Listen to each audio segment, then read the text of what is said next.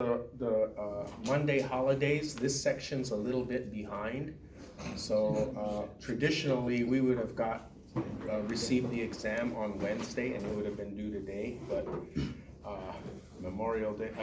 Veterans Day and Labor Day, not that we're complaining, but set us back a little bit. So as addressed on the exam, this will be due on Friday. And I set my grade book timer for 11:59 on the day it's due, so you have right up until midnight to get it in. Okay. It records the time turn in, so that reflects a late exam. All right. You might look through this before the end of class, and if you have any questions, you can let me know. Okay? It should be typed, okay, and use good grammar. If you paraphrase directly from the book, rather than just leave it out there hanging, all I'd ask for is a page number, right, and our author's name. If you paraphrase right from the book or cite something directly from the book. There's nothing wrong with that, right? So just that item in there that addresses citation. Okay, any questions? All right, so looking forward, next week is a short week. It won't impact this class because we will meet on Monday and Wednesday. But I know traditionally, a lot of y'all are going to visit relatives, probably out of town. And how many anticipate not being here on Wednesday, the day before Thanksgiving? All right, that's pretty good. 1 out of 20. Okay, there's some people that aren't here today. So if you could see me and remind me of that, maybe this Wednesday or the following Monday, then I'll give you kind of like the take-home assignment to do. So our learning activity 3 is going to be addressing race and ethnicity. So over the Thanksgiving week, I will give you the assignment. It will ask you to go back 2 generations on your paternal side, which is your father, and 2 generations on your maternal side, and what constitutes your ethnic, your racial identity. Okay. I'll write the assignment before, maybe a little bit ahead. So I know from time to time there's some difficulties in individuals addressing this assignment. So I have an alternative that also addresses subject matter from chapter 9, race and ethnicity. Okay. So I'll formulate that hopefully by Wednesday, so that you have a week to look it over, and if it's going to present a problem, anticipating that you may be with family, extended family members over the Thanksgiving holiday. And utilizing those qualitative skills, you'd probably be interviewing a family member, right? Going back 2 generations, right? What constitutes our identity, right? We're all Americans, right? To some degree, right? But it goes a little deeper than that. Okay. So with that, we'll move on. All right. So 2 items from chapter 8 that are pretty open. Try to address a lot of the information, or condensed what was addressed in chapter 8, global inequality. Okay, so we're going to look at items of disparity, items of stratification, economic divisions, socioeconomic divisions, right? Divisions based upon poverty, disparities in education, healthcare, right, that constitute largely variables that measure inequality globally. Right? Just as we kind of look, we could draw correlations from social inequality in the United States, but I think when we look at the world, it becomes a little bit more immense, right? Due to the fact that we are considered a developed, high income. Back in the old days, they consider us as the United States a first world country. And when we look at the disparities in middle and low income countries, or other categorizations that emphasize developed, developing, and underdeveloped, we see these enormous disparities that are addressed in chapter 8.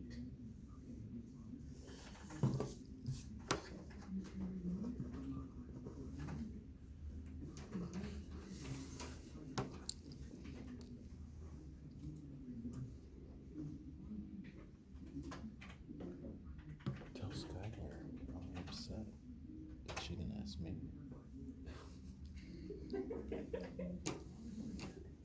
I got you.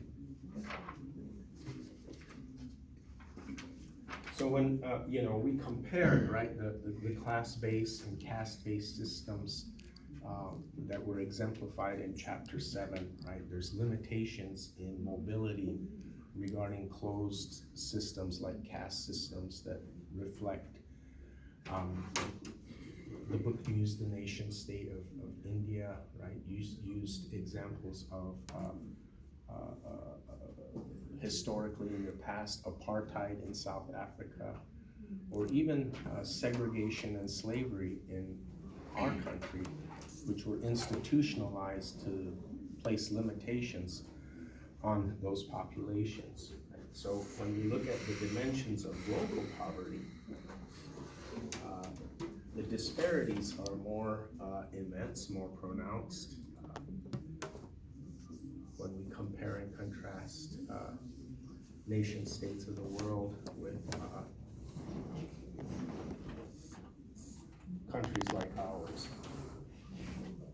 And many times, the rest of the world uses developed nations as the measuring rod regarding economic advancement, social advancement, social structural advancement, and we'll address here in a couple of minutes.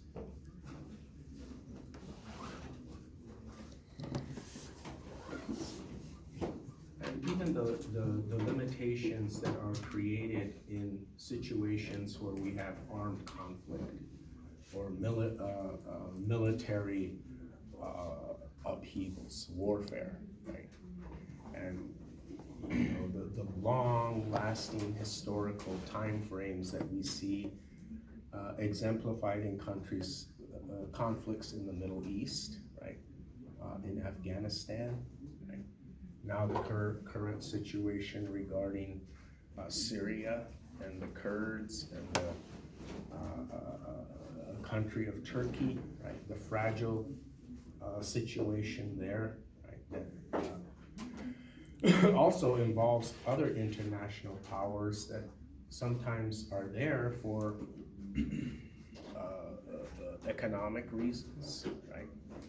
Solidifying a geographical presence in areas where these trade items or items that are necessary in the global economy or the global market, as we see, right? Exemplified in chapter 8.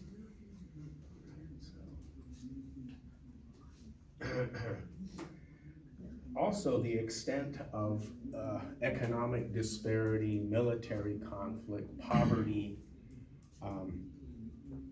requiring flight, or migrant populations leaving one geographical area of the world to another out of desperation, right? Sometimes it's economic desperation, as we see currently in the Western Hemisphere. the violence that exists in underdeveloped nations south of our border, right? I mean, a lot of times this flight of populations is voluntary, but in situations like we see currently in Central American countries, Mexico, right, where these governmental decisions, right, have little empowerment over population or members of those particular countries. So we'll try to address that in a nutshell, categorizing examples of global inequality, and then bringing forth the major theoretical examples in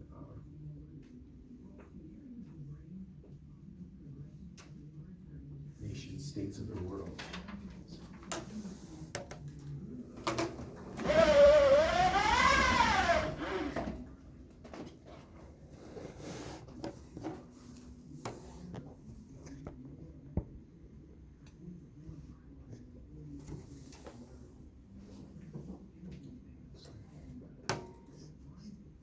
A school day begins in the slums of Caracas, but 14-year-old Maria Arias won't have a full day of classes at her high school. Most of the teachers hardly come. We sometimes will go for 4 hours without a single class. The fall in oil prices, years of economic mismanagement, and soaring crime have brought Venezuela to a crisis, and the once envied school system is in chaos, with the classrooms empty. A parent group estimates that Venezuelan children are missing 40% of class time this year. At the high school, there is always some problem. Sometimes there are fires. There are fights between students. The high school is ugly. On top of that, teachers have been killed in the violence gripping the country. Armed robbers enter schools, blackouts leave classrooms dark, and students faint from hunger. I can't even give them money for snacks. I cannot even buy a packet of crackers and give them one to take to school, like I used to. Lack of food is a chief reason schools are failing. Teachers and students often miss class to spend hours in food lines. My colleagues have to bring food to their homes. Students are not coming as often to classes, and the dropout rate is high because I think they're in food lines. They need to eat breakfast, but sometimes they don't have any. Gym class used to take place in this patio. Now kids gamble. The teacher was killed in a gun battle. Everything is getting worse, and the quality of life has diminished. It's hard. Even though we try to stick together and teach the children that the only way forward is studying. But Maria is losing hope that her education will be a path to a better life. Warren Levinson, Associated Press. Okay, we'll come back and discuss that example in a couple of minutes. Another example that leads to inequality.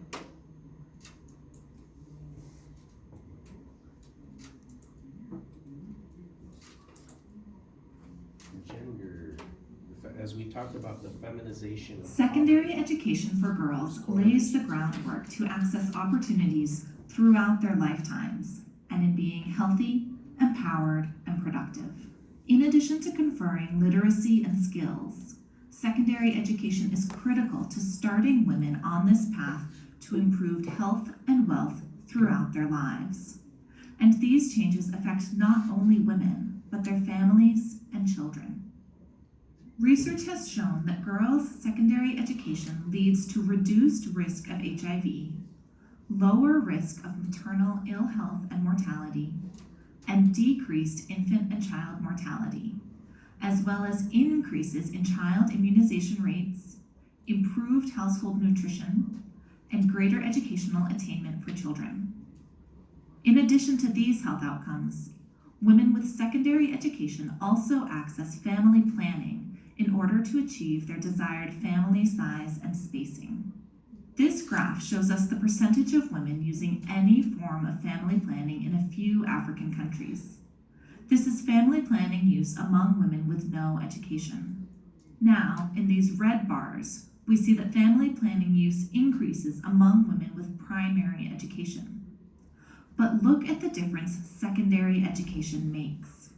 Looking at the green bars, we see that family planning use increases even more among the women who have access to secondary education, to between 40 and 60% of those women.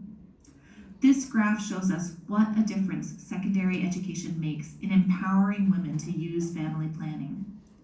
The result is lower fertility as these women are able to plan and space their families.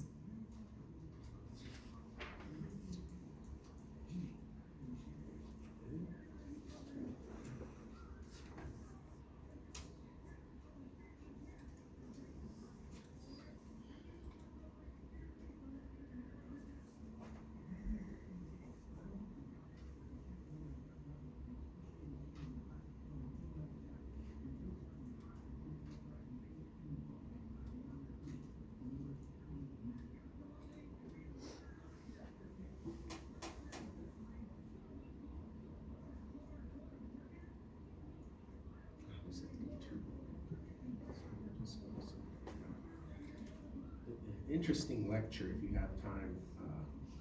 That's a little long. It's just a place where we've had a military presence. This is the Wakhan Corridor in northeastern Afghanistan. Beautiful, remote, and peaceful. The Taliban's insurgency hasn't reached this valley, but the area is so poor it relies on foreign governments and outside agencies to help pay for infrastructure, education, and medical care. Saeed Beg lives with his wife and 5 children in a 2-room house made of mud with no electricity or running water. He barters to feed his family.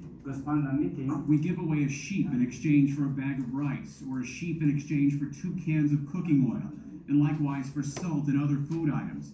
And we do it because there is no money, and we don't have any salary. With no money to drive the local economy, most shops are locked up along the main street of the district's administrative center. Shopkeeper Mohammed Faisal says he sells the equivalent of about $2 a day in goods.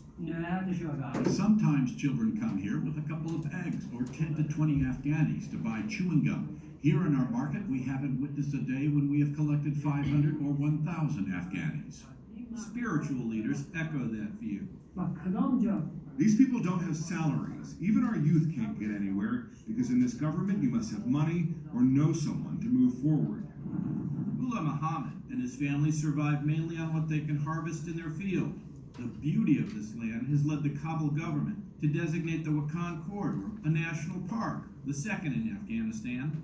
Officials hope it will draw tourists and create jobs, but locals worry it will also attract the Taliban. With so few opportunities, young men who want a future look to joining the police or serving in the National Army, therefore leaving this beautiful but forgotten corner of Afghanistan. Ned Barker, The Associated Press.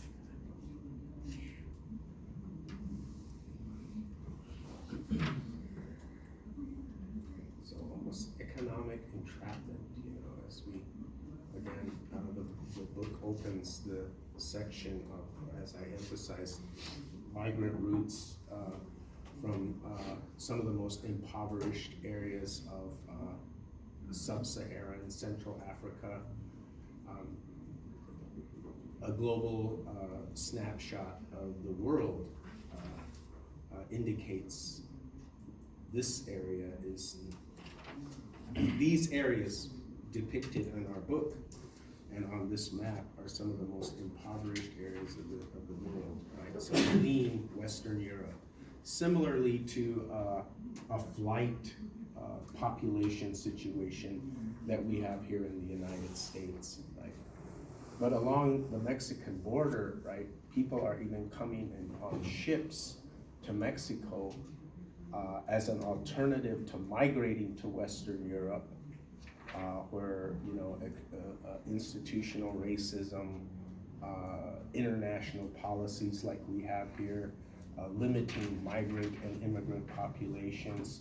So we see a growing number of populations from this geographical area of the world actually using their economic resources to come to Mexico and Central American countries and then up, right? I was listening to a news piece about a specific population from the country of Cameroon who were in Guatemala, right, and their goal was to reach the United States. Right? So these migration patterns have an impact on the level of commitment we as developing or underdeveloped nations or developing or developed nations have in correlation to other geographical areas of the world. Right? So our book emphasizes, again, based upon an example of global inequality regarding what constitutes, according to the World Bank's stratification models, what constitutes a lower income economy, right? Utilizing gross national income, right?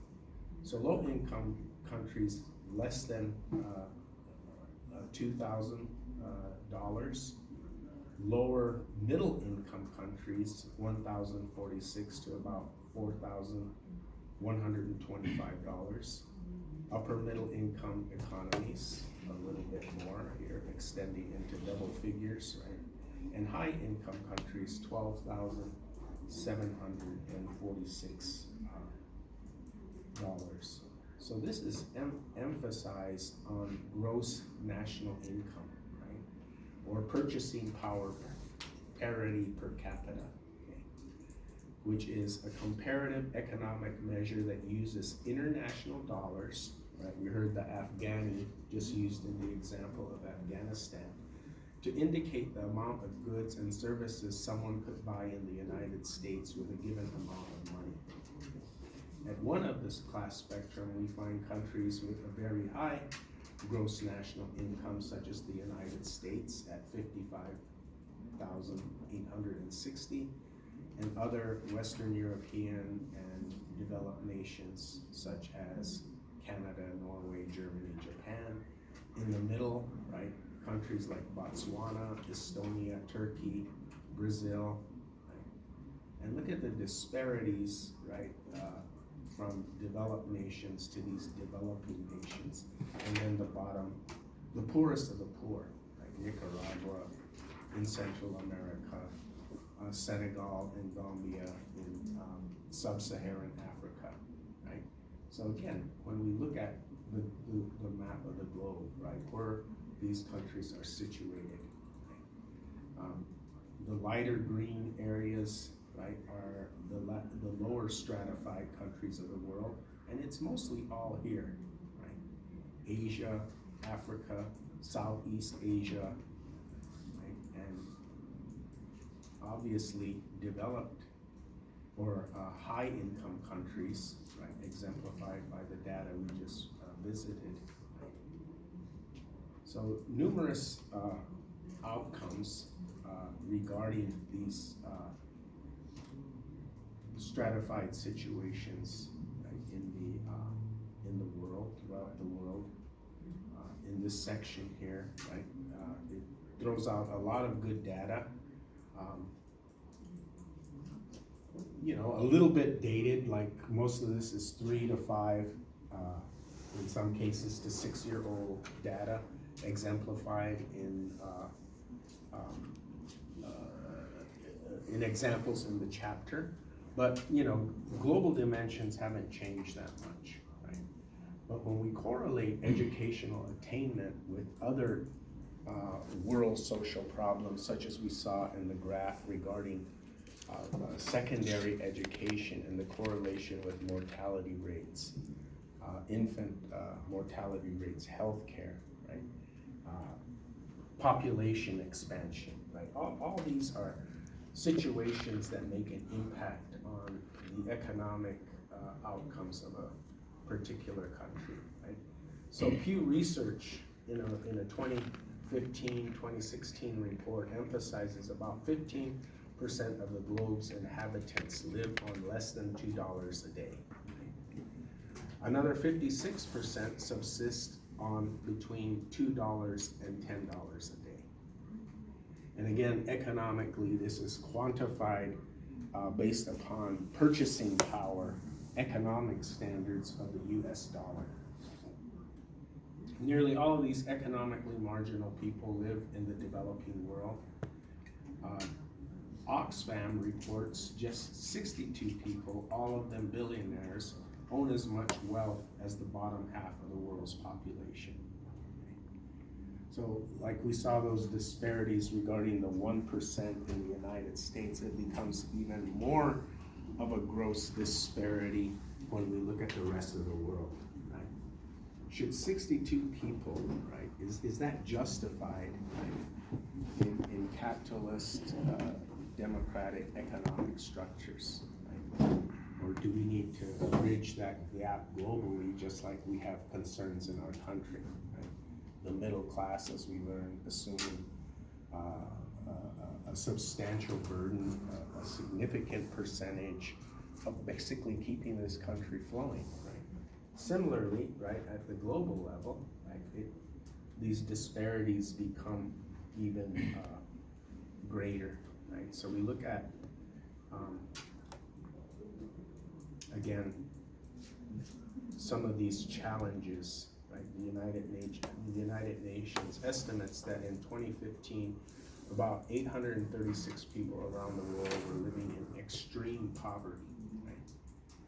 You can go to the United Nations website and enter the UN Millennium Development Goals and look at some of these prioritizations that nation states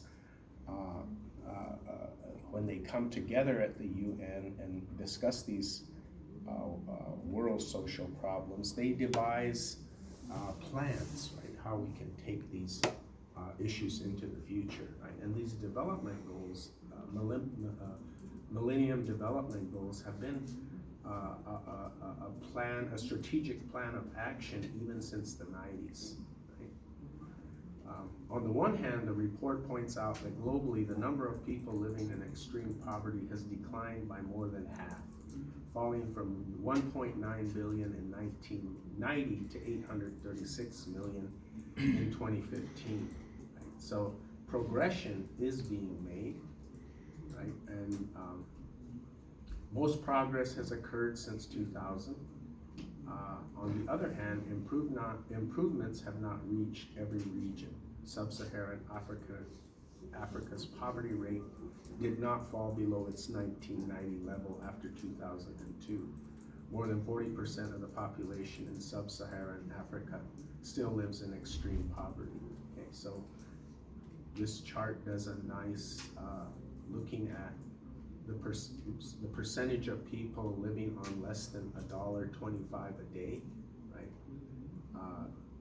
The teal color being 2015, the red-orange being 2011, and the purple being 1990. Right? So the poorest of the poor, right, Sub-Saharan Africa, 57% in less than $1.25 a day, decreasing to 41. Right? Pretty much in other areas of the global impoverished populations.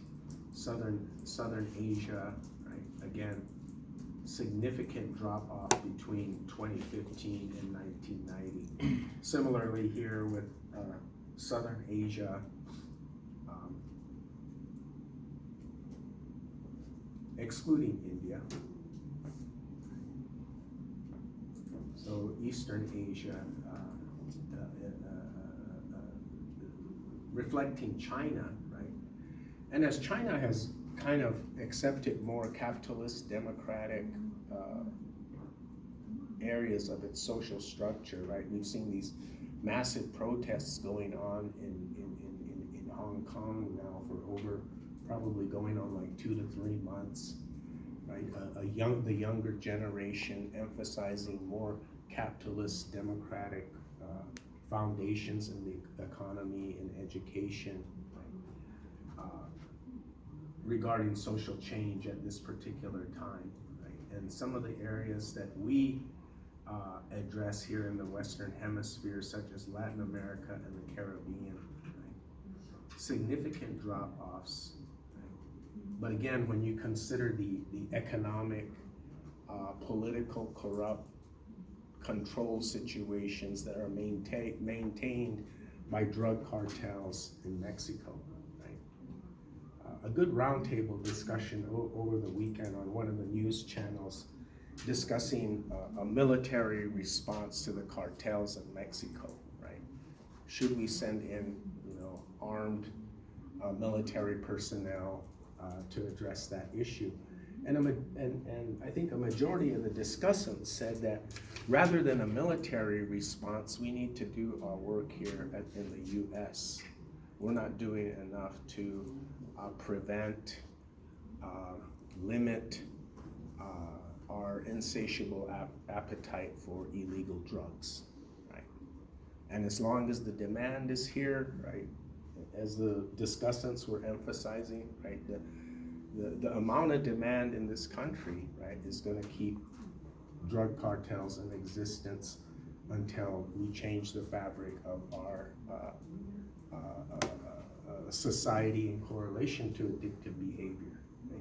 So some unforeseen circumstances that we sometimes measure, right, in correlation to social problems out of our environment, right, that don't, the solutions that we come up from time to time are not feasible in a political, policy, legal sense, as well as an economic one. So again, these are World Bank standards, and our data tells us that